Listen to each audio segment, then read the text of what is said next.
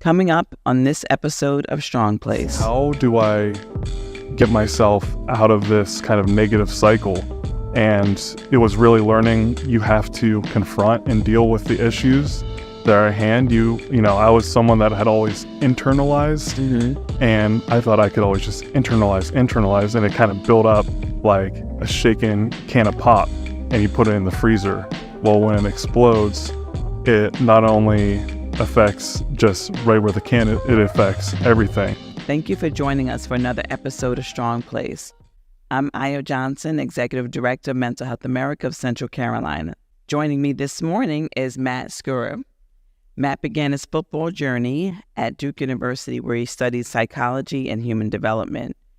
During his time at Duke, he became a 3-year starter, captain, All-American, and All-ACC selection. Despite going undrafted, he launched his NFL career with the Baltimore Ravens, playing for 8 years with 4 teams. Through his academic and athletic experiences, Matt recognized the importance of strong mental health practices that are linked to high performance. His journey took a personal turn with the tragic loss of his father to suicide in March 2022. This pain fueled his passion to impact athletes at all levels, sharing his experiences with mental health and his athletic journey. Matt is committed to expanding his impact beyond the field, using his platform to educate and advocate for mental health awareness. He aims to break the stigma surrounding mental health struggles and empower individuals to seek help without fear or shame.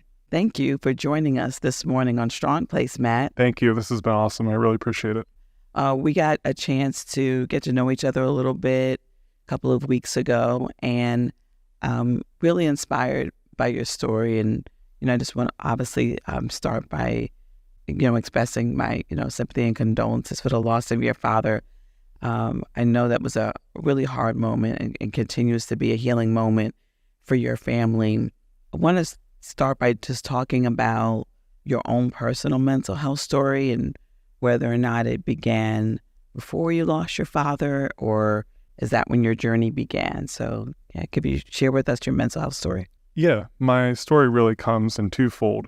So the loss of my dad to suicide, really understanding how to cope with his loss, and really understanding the grief and all those emotions that come with someone who dies from suicide. Then the second part is my story in sports. That's been my outlet my entire life.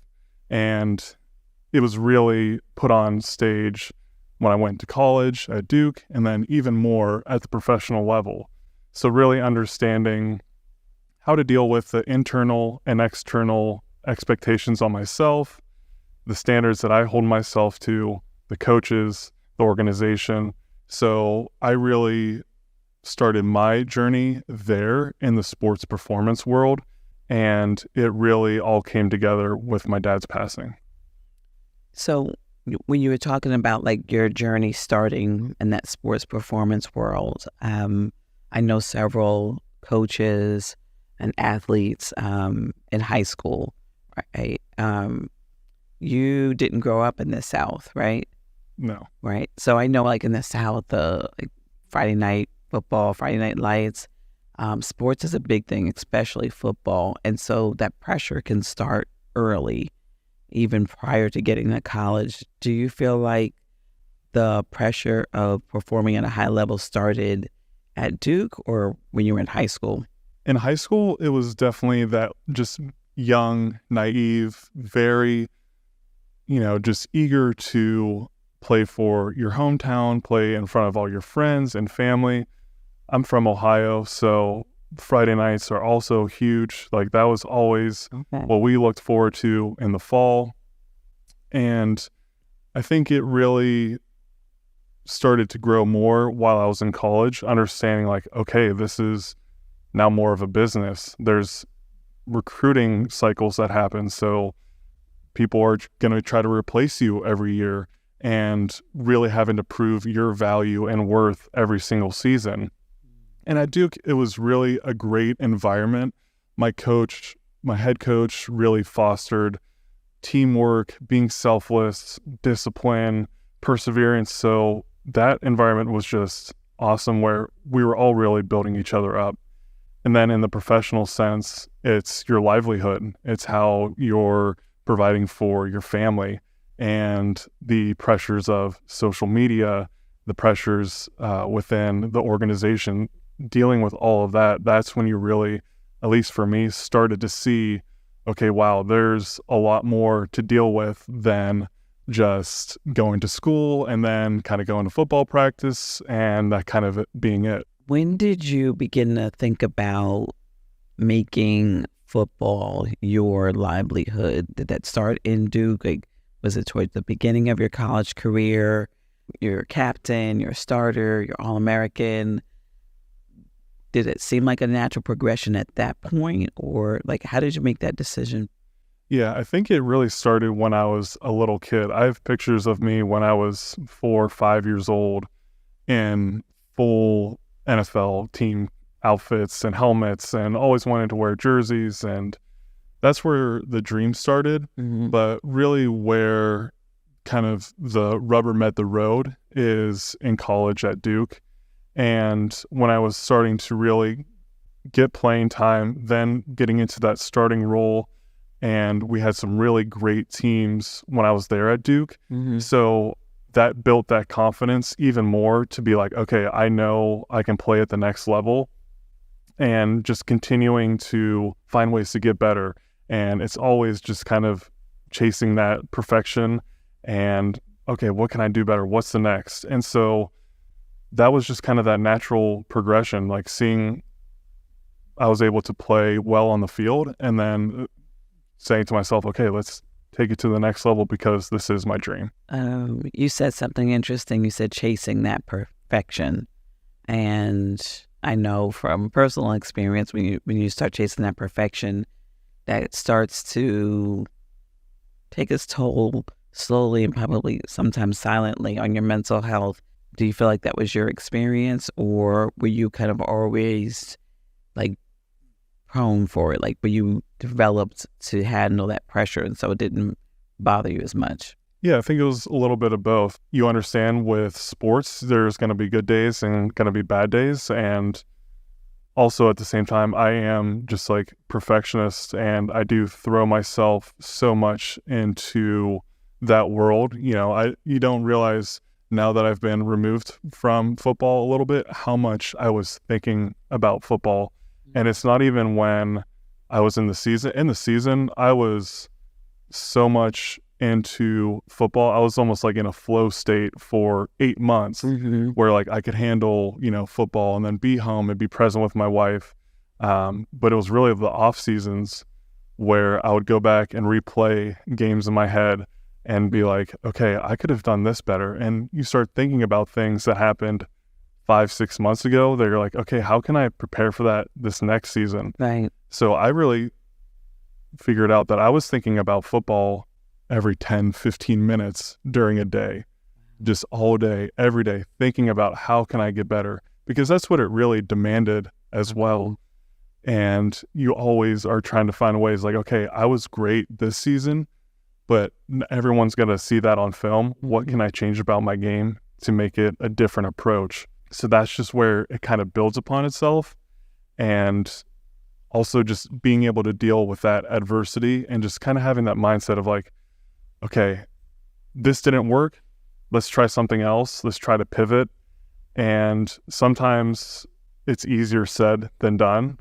When you aren't getting the results you want, how do you fix it? How do you fight through that adversity is really where everything kind of comes together.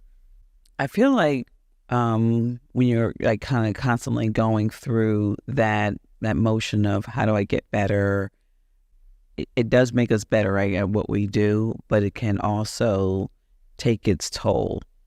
Do you feel at some point it began to take its toll, or are you still working through it? Like, how do you continue to work through that? During one of my best seasons as a professional, I had a very bad knee injury. I tore 3 ligaments in my left knee, had someone fall into my knee when I had all my weight into it. And, going through that whole process was really eye-opening, because that next season I came back and played, but I underscored how important the mental aspect of overcoming injury is, because I was so focused on the physical, making sure my knee was strong, making sure that I was still the same player, could move. And I thought that was working on the mental part of it. I thought having that confidence in myself, but it was really, okay, well, how do you deal with people saying, hey, are you going to be the same player, when you keep on getting those questions? Hey, I saw you limping a little bit. Is your knee all right? Dealing with those and knowing inside you're fine. Right. But when you keep on getting that external pressure, how do you deal with that? And so that's where everything really came at a crossroads. And, when I came back, I didn't play to the level of expectations that I had for myself and for my coaches and the organization.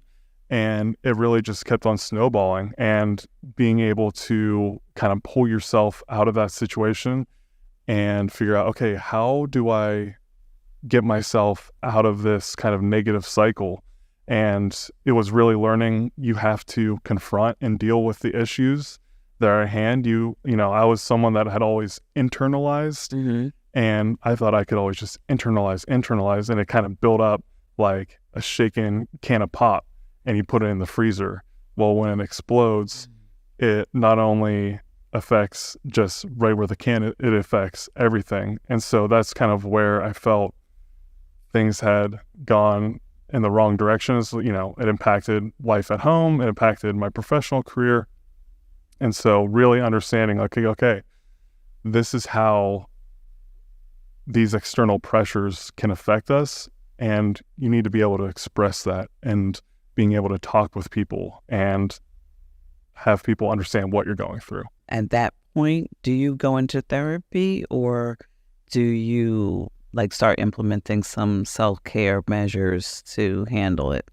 No, I was definitely going to see therapies, going to a psychologist and a sports psychologist, and really getting to the root issues of what was going on, and just being able to talk and hear myself say those words. And that was really important, because that was just a strategy I never had for myself.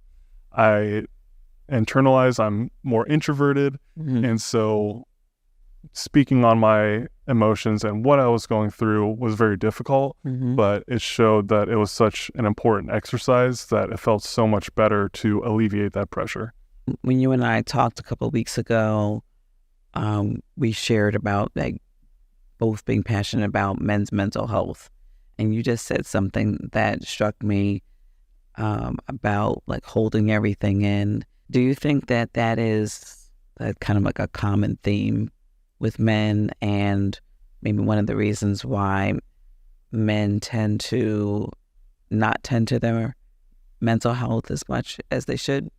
Yeah, I do believe so. It's because we want to internalize, and we think, especially for guys, I think we believe we can fix it. Okay, I've got this under control. I can figure out a way to make this work. And you just continue to internalize. And when you have no outlet, or you're not talking to someone, it just keeps bottling up, and it really does affect everything around you, and you don't even realize it. And so I think men especially try to continue to put up that front, that hey, I'm the provider, I'm the strong one, I'm the stable one.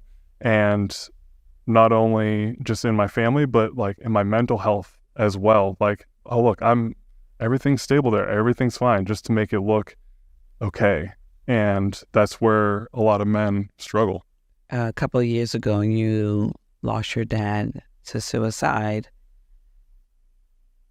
And we're talking about men's mental health. Do you think it was something similar with him internalizing and not feeling comfortable to reach out? Yeah, I believe so. Where there had been so many other things leading up to that moment going on. And, he was shoveling snow out in his driveway, slipped and fell, got a stinger in his neck, so he had the physical pain, and then he was dealing with being out of work, so then there was that mental pain as well with being anxious of not working, and he was an orthopedic surgeon, so everything about his life was serving his patients and being around his office. Like, that was what brought him so much happiness. And, you know, I had talked to him on my birthday. I had FaceTimed him, and I could just see that disconnect, that something was wrong. But I didn't really connect the dots of, like, this is kind of the warning signs leading to suicide. And it definitely goes back to internalizing our fears, our anxieties, and, you know, we can only do that for so long. And I definitely saw that. What do you think are some of the tools or maybe best practices that we could use when trying to help or reach out to the men in our lives, whether it be our sons? I have an adult son. We live hundreds of miles apart. What would you say, you know, to women, to anyone, you know, if you're concerned about a man in your life? Yeah, I think it's checking in with them, just letting them know that you are thinking about them. You know, I make sure to text my buddies from Duke and from the NFL. And when I get those texts too, like, it makes me feel good that someone is thinking about me and reaching out. And so I think that's an extremely important part, just even as like a almost easy first step, is a text, phone call, a message, whatever that is, to just let someone know you're thinking about them and starting a conversation that way. And if there are those signs that maybe someone is struggling, having more conversations, deeper conversations, asking the right questions definitely can start a pathway where someone who's kind of in that darkness can kind of see the way out. Do you think the higher the profile of a man's career, the harder it is to manage a mental health? I think so. I think, especially from my experience being a professional athlete, you are so good at the physical and really, in a sense, the mental as well. You're able to balance so much in your life. During the season, your life is going 100 miles an hour. It's very regimented. You know, you're working 7 days a week, and sometimes we don't prioritize that mental health, or we think, you know, if there's something going on beyond our work, that we can kind of use the same practices within our work to kind of handle that, either by, you know, ignoring it or just saying, you know, that's just like not important. I can work through, you know, if I just do a little bit better at work, then this will handle itself on the outside. So there's definitely that thought as well, where a lot of people in those higher positions think that, well, if I just work harder in my work, everything else will sort itself out. Right. There's a lot of data showing that the mental health struggles of student athletes, younger and younger now, is really starting to take its toll on them. What would you say to younger athletes who may aspire to go into professional sports, any of the professional sports, how to begin to condition themselves and prepare themselves mentally for that stress? Yeah, I think it's all about having balance.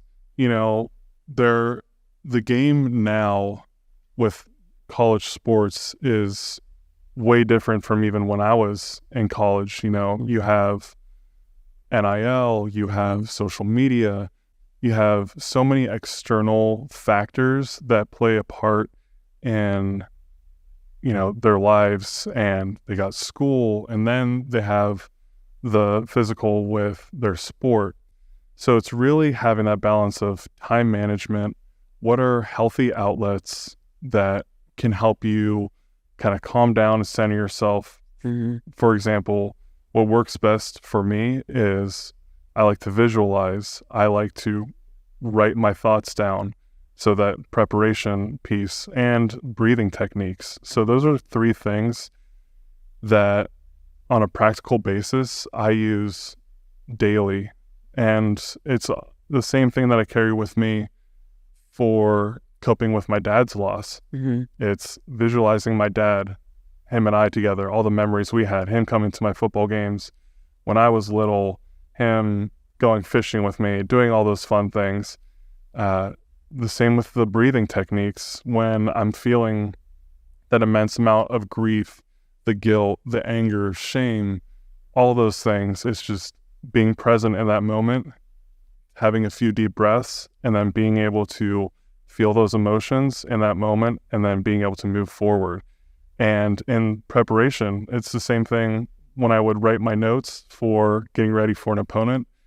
It's the same thing that I do for just writing my thoughts down, being present with my thoughts, reflecting on them. So the tools that I would use as an athlete are the same ones that I really use to help with my mental health. I think you're making so many key points that I really want to kind of drive home with men, that it's okay to prioritize that self-care. I know you and I talked about that prior. Journaling your thoughts, especially if you don't feel comfortable talking with someone, writing it down, and it's just you and the paper, so you don't have to worry about somebody judging you, like how you wrote it, but just being able to express it. I think that takes a lot of that pressure off.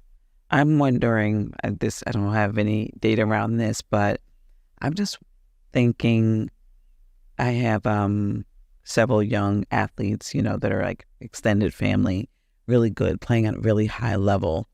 And, they're not even in high school yet, but I think about those young athletes and I wonder if we should encourage their parents to put them into some type of therapy early, or, be intentional about setting, some routines in place for them to take care of themselves, so they prioritize their self-care. What are your thoughts about that? Yeah, definitely. I think the earlier you set those routines, the better off you are.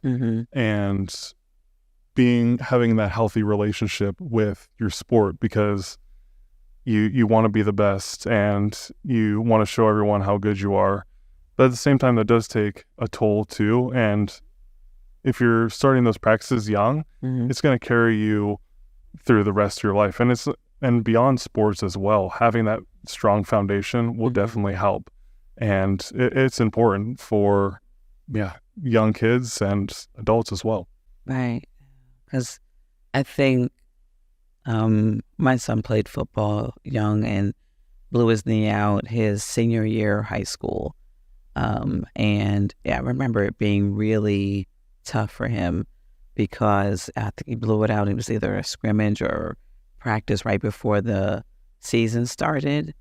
And so he stayed, in connection with the football team, and he went to every game. They still honored him on senior night, but he never got to play during his senior year because of that injury. And I just never thought about, could this be affecting his mental health? And back then, my son just turned 30, so we're talking about definitely some years ago. But back then, we weren't really talking about mental health openly.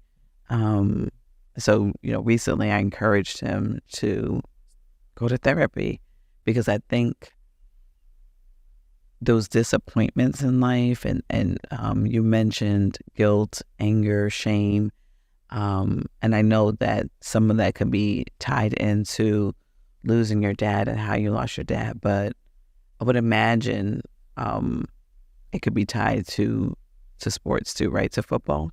Yeah, definitely, especially in injury. A lot of the same emotions that I had with my injury It's the same one I had with my dad.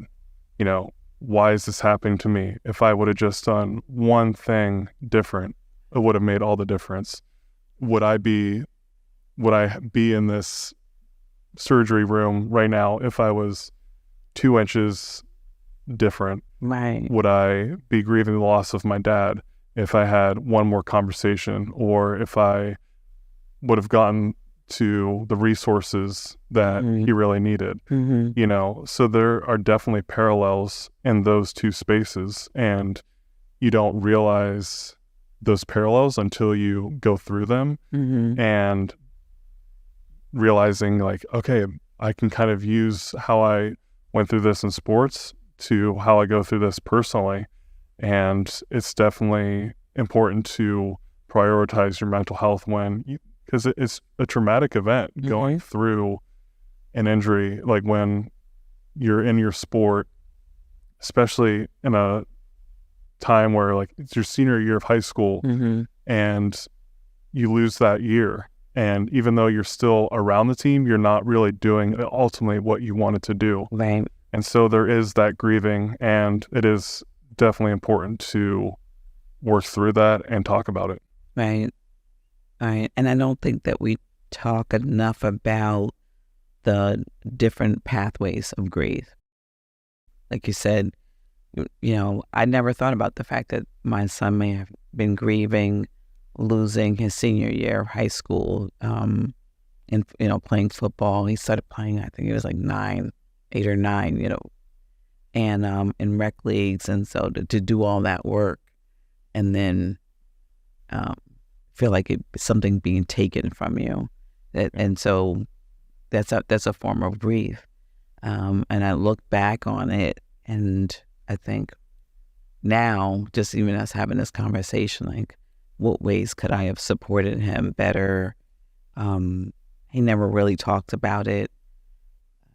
So what lessons are you going to be intentional about, like, passing down to your kids? You know, do you think that they'll want to play sports? They're pretty young, right? Yeah, they're young. They're, okay. They're in elementary and younger. Okay. One of the biggest takeaways has been communication. Like my wife and I harp so much on just like, guys, just talk to us. Anything, like, even, you know, my daughter's 6, my son's 4. You know, guys, anything you want to talk to us about, just talk to us. Like, let's not hide anything. Let's be upfront. Right.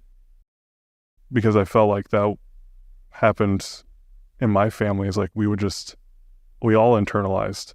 And being able to just be open and safe with your emotions is so important. And also learning, you know, if you see someone struggling, put them in the right place to have resources to go and talk to someone. It's not, you know, forcing them to go to someone, but just kind of coming to them as like a concerned friend or a concerned loved one, and just saying, hey, I see this in you. You probably don't see that you've changed, or your attitude or how you carry yourself has changed. But being able to say, hey, I think you should go talk to someone. That those have been 2 extremely influential parts of my life, and really breaking down that wall of myself, just saying like, hey, let's talk. Let's have those tough conversations. Because on the other side of those tough conversations is finding, you know, the real root of the issue, or, you know, you're like, okay, I can see my way out of this. You know, there's so many times where, you know, and people who go through suicide, like, they don't see that way out. They are so consumed with the anguish and the pain that they're going through that this is the only way that they see they can release it. So yeah, I think having the tough conversations has been something that I've really learned to lean into. Right. That's really key, those tough conversations. It takes a lot of courage when you are the family member, the loved one, the friend of someone who is struggling, because you don't know If I bring something up you think, is it going to make it worse? Will they stop talking to me? Will it change our relationship? My daughter has been dealing with her mental health since she was probably in high school, started to really be more prevalent when she was in college and undergrad. And, even now, I think, as she's gotten older, it's been a little bit easier to just kind of like talk about it. But sometimes we have to figure out a way to kind of like drum up that courage in us when we really love someone, because it's not easy. No.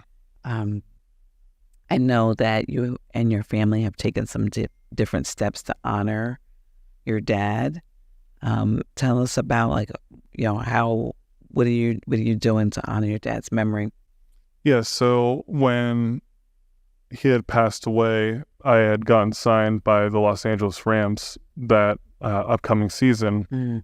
And so the NFL does My Cause, My Cleats, Mm-hmm. and that's a way for guys to put their passions on a huge platform, and you get to design custom cleats and also storytell Mm-hmm. about the story about behind your why. Wow. And so I partnered with the American Foundation for Suicide Prevention, Mm-hmm. and we started a memorial fund in my dad's name. And that was a way to honor my dad, for people to donate, and to also really just kind of put words of encouragement in the memorial fund, just different memories they had of my dad. So that's been a really great way. And really wanting to get involved with the walks that they do. Mm-hmm. And yeah, I mean, I think it's even little things around my house. Like when I brush my teeth in the morning, I have a picture. It's me, my dad, my mom, my two brothers from medieval night or whatever it is, where you go out to eat and you watch the horses and stuff. So like I do those little things that every day I see my dad. Mm-hmm. So that's important to me. Right. And getting involved with Mental Health America, like Mm-hmm. doing all these things that really advocate and educate for mental health, and really connecting someone who has played at the professional level Mm-hmm. and to people who have dealt with suicide or other mental illnesses. Mm-hmm. And so that's really fueled my passion for all of this, to really be that connector to bridge the gap, so that there are people who feel alone, and that I can be a resource to those people. And we're really excited about you joining MHA's cause and supporting the mission, becoming a storyteller. I would like for you to tell our audience what you want them to take away from this conversation, what you want them to know about mental health, and especially men's mental health, when you talk to the audience and share what you want to have in your heart. Yeah. The biggest thing is to communicate, break down those barriers, have the tough conversation. If you notice someone who is struggling, say something to not only them, but another friend or family member, and know that there are resources out there to help people. There is the suicide prevention hotline number 988, and there are so many different places and resources to get people the help they need. So continue to have the conversations. It's at first uncomfortable, but I promise the payoff is so much more. And continue to talk about mental health and really be a support for one another. Thank you so much for joining us today, Matt. Thank you for sharing your story. Thank you for you're like a pillar of strength, and I think you're going to be a great example, and you are a great example for, just why it's important for men to prioritize their mental health, prioritize their self-care, and talk and share Io Johnson. Thank you for joining us again for another episode of Strong Place. If you, like Matt said, are having any suicidal ideations, struggling with your mental health or in crisis, please pick up the phone and dial 988. It's a confidential warm line with those that are trained to talk to you and help you get the right resources. Thank you for joining us.